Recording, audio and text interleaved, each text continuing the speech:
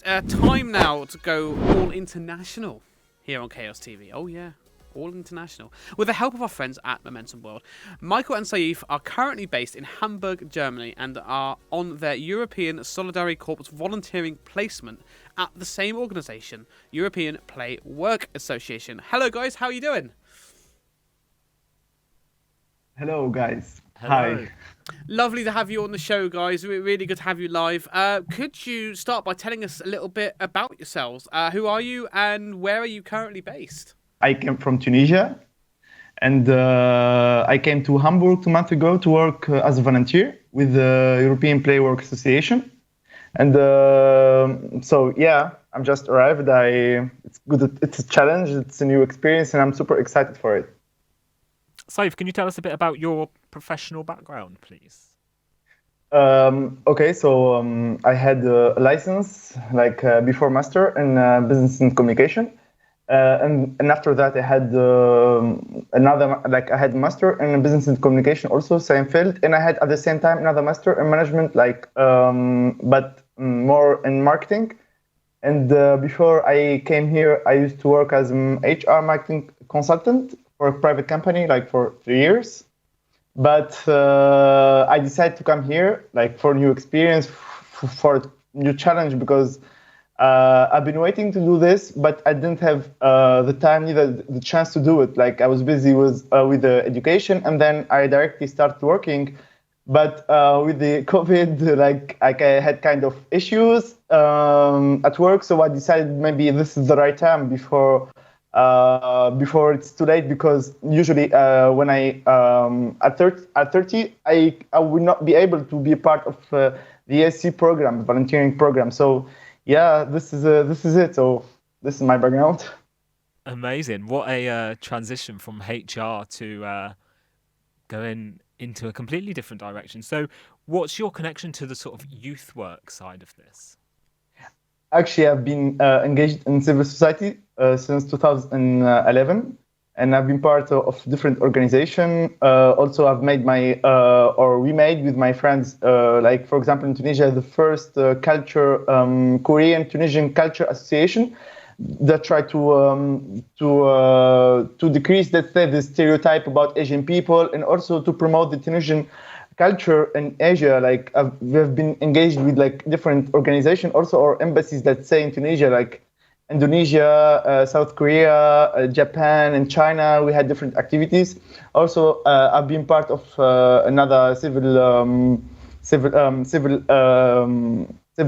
organization with the Sandor, like CCAB. So I came here with the help of CCAB, also with EPA. So yeah, I'm kind of, let's say, active. Definitely, absolutely. And what made you choose Germany then? You mentioned all those other places. What stood out for you as Germany as your destination for the voluntary? Actually, first I came in 2013 and 15 to Germany to be part of seminar, and also I came 2 years ago with EPA. I was honored to be part of the um, youth exchange seminar, like hand in hand with EPA. So at first I fell in love with the city. It's very pretty, to be honest, even though it's cold comparing to Tunisia. It's very cold, but I really enjoy the city here. People are very nice, and also for me, EPA is a family. Like we met before, and I already like felt very comfortable. I felt like I didn't come here in like kind of structure organization, but it's like family, and the aim of the organization is very like good. So we can talk about it if you want later, EPA, the activities or what are. Absolutely fantastic. Thank you of that, Saif. And I know what you mean when you feel like you've got like a family around you. I must admit, I feel like that here at Chaos. It's so good for your mental health as well, and it helps you to do great work and helps everyone around you do great work. It's fantastic to be able to be in that kind of environment.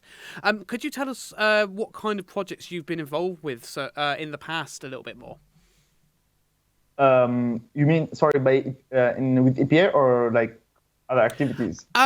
Whichever really, whatever you're happy to explain. To be honest. So with EPA, as I mentioned, I came here 2 months ago, so it was like first the onboarding session and like period to learn the job, the process and everything.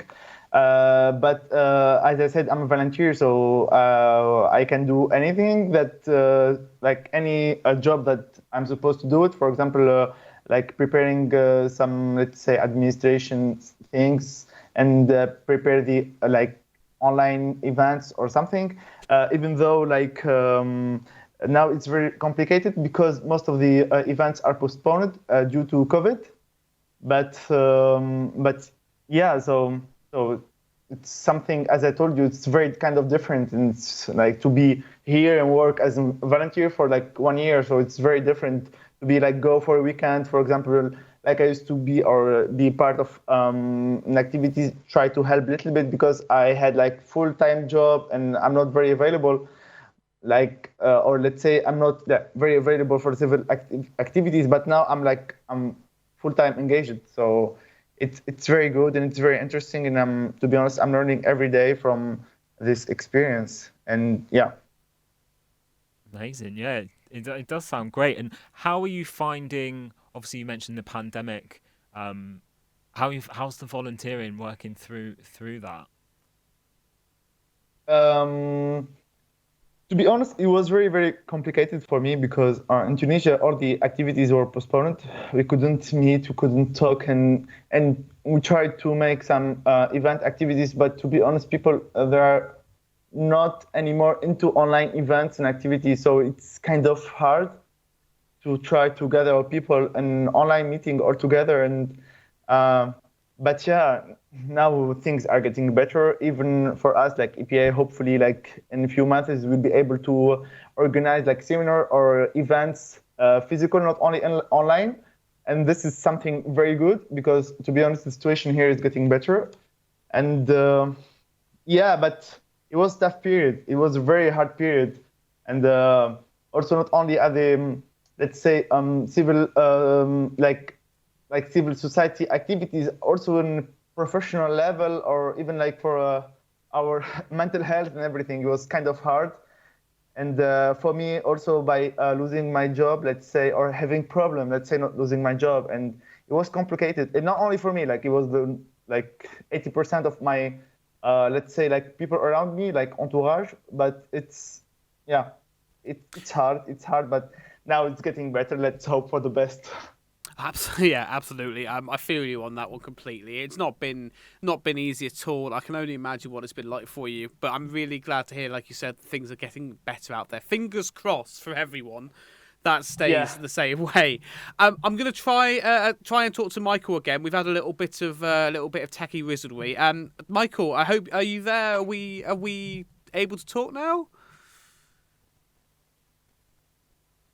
I'm still not getting anything. Maybe, Michael, maybe you can take off the micro. Maybe it's better, like from the, and try to use like speak directly from the laptop.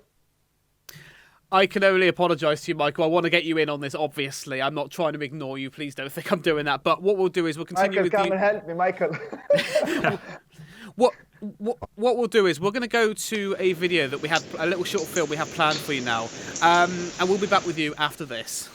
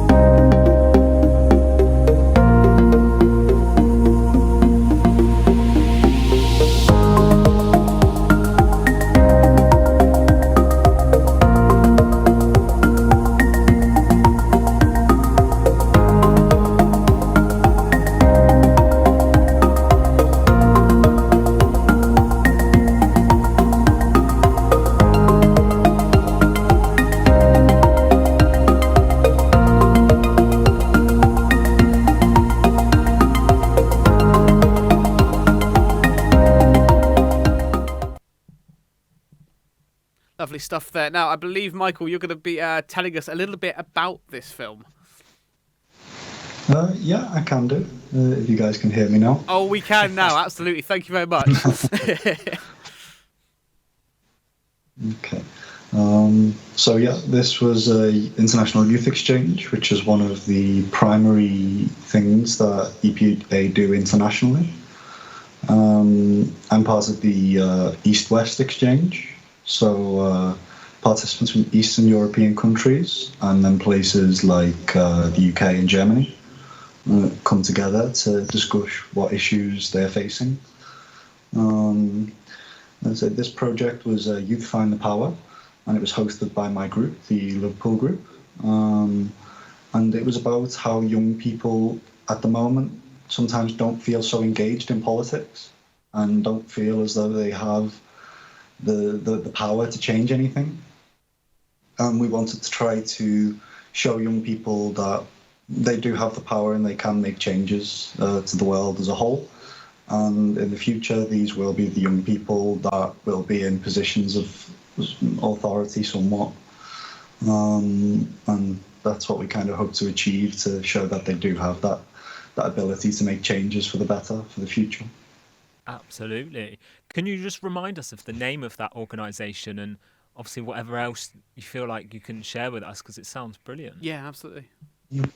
Well, I'm also part of EPA with Saif, the European Playwork Association.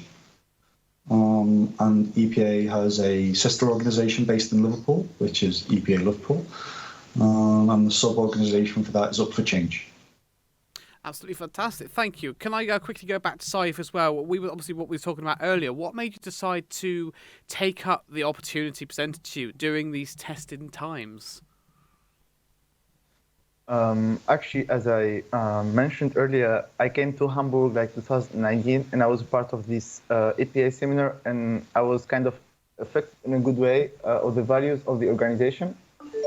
What are the aims, and I felt I need to learn more, also increase my let's say civil society knowledge and skills, and because it's something that I was like into it since 2011. So I said, yeah, maybe EPA is the right family, the right place where I can like go and learn more, and let's say like develop my civil skills in order to help people and voice like their voices and support them, because like EPA like has very good aims.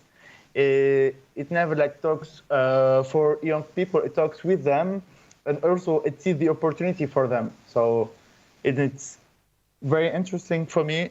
Like it's a mix of equality and diversity, and where people are understood and listened. So this is very important now, especially in these like tough days. So I think that this is very interesting. Sounds lovely. It sounds like their morals and ethics are really, really up there. They really know what they're doing. They're doing the right thing for the right people. They are, and from that video we can see, like you said, it's that family vibe and the team. Going back to you, Michael, can you describe to us what's day-to-day life like where you guys are now then?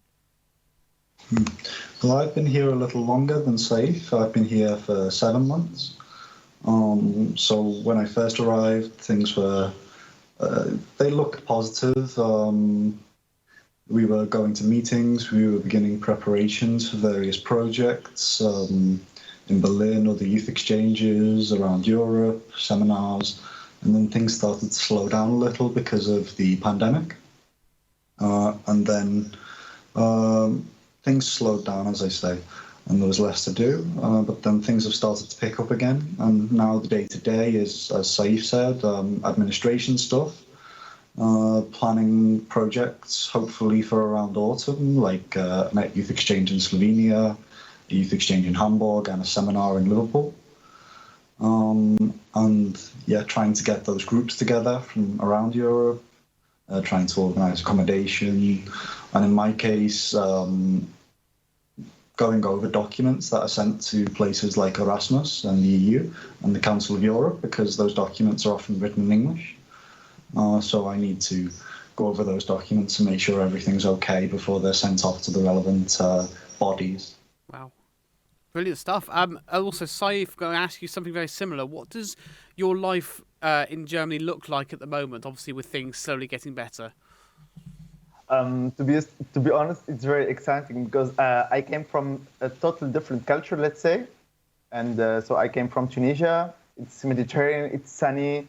It's yes. So for me, it's very exciting here to discover the place, to have the opportunity to see this beautiful city, and also with the challenge that I'm facing now because I don't speak German at all. I didn't study before I came here, so it's kind of daily challenge. So I'm trying to learn, and this is a kind of challenge. So this is so exciting for me. Like, yeah. Awesome. I don't know how you do it. I've tried German in school. I struggled with pretty much all languages. So awesome. Really well done to you for even trying. I completely agree. It's not very easy. No, I studied it for 5 years and I still can't do it. Michael, can you tell us a bit about the process for securing this opportunity? Okay, so the process, you perform through the ESC, European Solidarity Corps portal. So the website, you sign up, you give your basic information, like who you are, your age, where you're from, what languages you speak. And then you have the options for what kinds of things you would like to do. So would you like to work with children or in schools or in healthcare, looking after disabled people? Would you like to be more involved in youth work, and so on? And there's this quite big checklist, and you check everything that would interest you or that you're willing to work with, and then you become part of the ESC, or you become like a pre-volunteer. And organisations will then be looking for volunteers like you, and they will send you offers. Brilliant stuff. And Saif, why should young people consider volunteering abroad? For me, I was waiting for this experience, and even though like I've been a part of different seminars, like let's say 6 or 7 seminars abroad, but this is very different. It's like new experience. It's challenge for yourself. It helps you to develop your skills. Let's say cross the borders and try to see something and discover something in yourself that you didn't see it or even didn't think about it. So it's a very good opportunity, and I advise everyone to do it. Like even like especially those who are like hesitating. No, I don't know. It's very complicated. Maybe it's difficult. I would like leave my comfort zone, like my family, friends, and people that I love, and go abroad for this kind of experience. But no, I want to advise everyone who really want to do it or thinking about it to do it. Just do it, and you will see it will help you in a professional and also in a personal level. And you should also listen to yourself, not let anyone that let's say like those, especially people who are not kind of supportive and say, no, it's not a good opportunity. I advise you to stay here, and while you are going, you will not learn anything and everything. But no, it's a good opportunity. Yeah. So I advise everyone to do it and just go for it. I love that. That's some great advice. And what would you say, this is probably a question I can probably put to both of you. What would you say has been your biggest learning experience from doing this volunteering? Should we start with you, Saif? To be honest, for me, I cannot answer now yet because, as I told you, I've been here like for 2 months.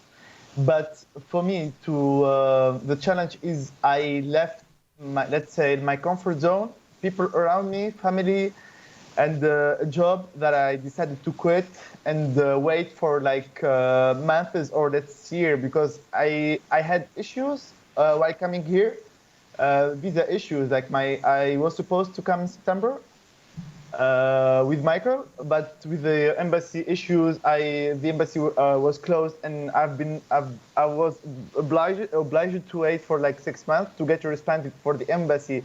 But I stayed motivated and I was like excited since day one to come here. And even though like some people said, "No, you're kind of too old to go there. You're already working, and everything is fine. You have to just think of like I don't know, travel as a tourist to other places. It's too late." But I was like, "No, I really want to do it, and it's kind of challenge, and I'm sure I will learn many things from this opportunity." And yeah, I stayed like excited and very engaged, like happy to do it, even though the period was a little bit difficult. But yeah, And Michael, what about yourself? What's the biggest learning experience you've had so far? Okay. So, like Saif, I was in quite long-term employment for my age. I'm 24 and I worked in the same job for 5 years. So I got into a comfort zone, and it was almost like during that period I didn't grow or develop. I kind of stayed as that 19-year-old. And then because of COVID, I also lost my job. And at first I was part of the group who couldn't work, was still being paid, and then eventually I lost my job and was made redundant. And this forced me to consider other things and my future. And when this opportunity was waiting for me, it's forced me to, or I've learned to grow and to develop and to continue what I missed out on maybe during that 5 year period. Yeah, and what about are there any other sort of community-based opportunities in your area, Michael, that you can get involved with? Yeah, there are other youth programs and organisations, and one, for example, is a place called the Bowie Adventure Playground, which is quite closely connected with EPA. And as it says in the name, they're an adventure playground for children. They have background of inviting children from migrant backgrounds who maybe don't have such large prospects or opportunities, and they like to build things and hang out. And I think it's a really cool idea and something I've seen quite a lot since I've been in Germany, in places like Berlin or Leipzig or Hamburg. But in the UK, it's something I haven't seen so much. And I think it'd be really good to have things like that back in the UK. Absolutely, can't agree with you more there. And Saif, how should organisations get young people motivated and involved in the activities?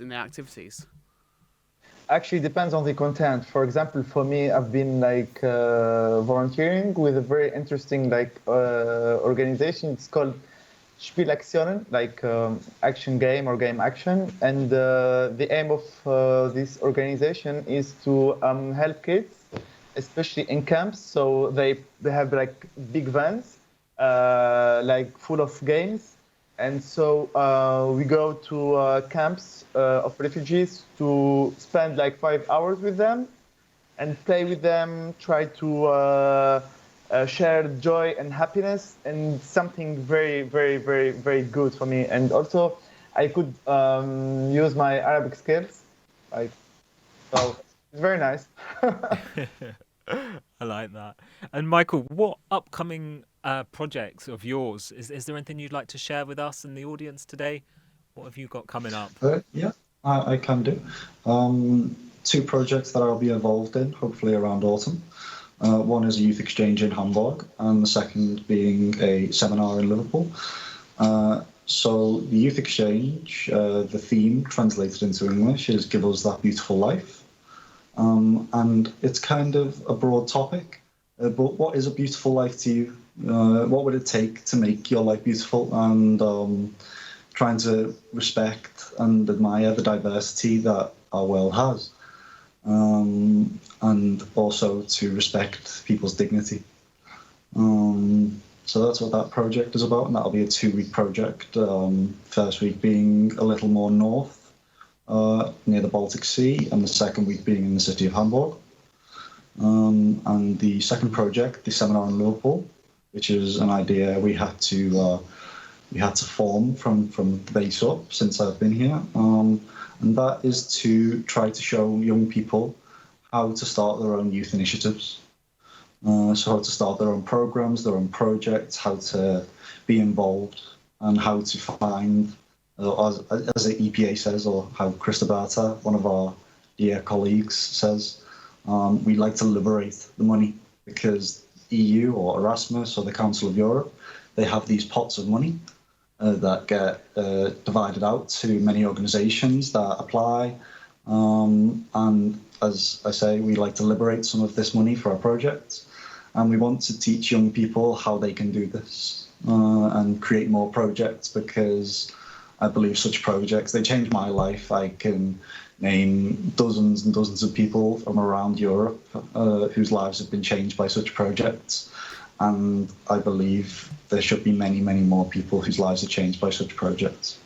That's lovely. I do like that phrase as well. You like to liberate the money. I think I'm gonna try and remember that one. That's that's a brilliant one. It's brilliant to hear all the stuff you're doing. I want to ask you both if there's any last things you'd like to share with us before we leave you on the show today. As I spoke about Christobata earlier, I think this is a very interesting fact that she told me recently. Before the EU, which was obviously formed in 1993, it was under previous iterations through various meetings with the other countries around Europe, and it developed and developed into what we now know as the EU. But as I say, before it was, in the 80s, EPA was the original pilot project that received money. So we were the first that received any money to host any kind of youth initiative project in Europe. And Saif, have you got anything else you'd like to say to us at all? I would like to thank you for the invitation, and again, I would like to encourage everyone who wants to go for a volunteering service with the ASC program, and yeah, you can follow us on Instagram or Facebook for more to be up to date with our events, or if you can have any questions, you can just ask us on Instagram. We reply, and we're more than happy to answer you. That's absolutely brilliant. Guys, thank you so much for coming on the show. I know you're both very busy, clearly. It's been lovely to have you. Please come back again soon. Thank you very much. Thanks, guys. Thank you so much for the invitation. Thank you. It's been lovely to be here. Lovely. Thank you, guys. That was Michael and Saif there. Absolutely brilliant chaps. Sounding very busy. Very busy, and some great projects they mentioned. Yeah, I love how positive they're being about it all as well. Yeah. Obviously, they've had a lot of challenges, but they're so positive about getting other people involved as well, and just sharing the love, basically, is like how I like to do it. It's like no matter what's going on, they're trying to bring more people in and just get more people active and are happy, and it's absolutely lovely.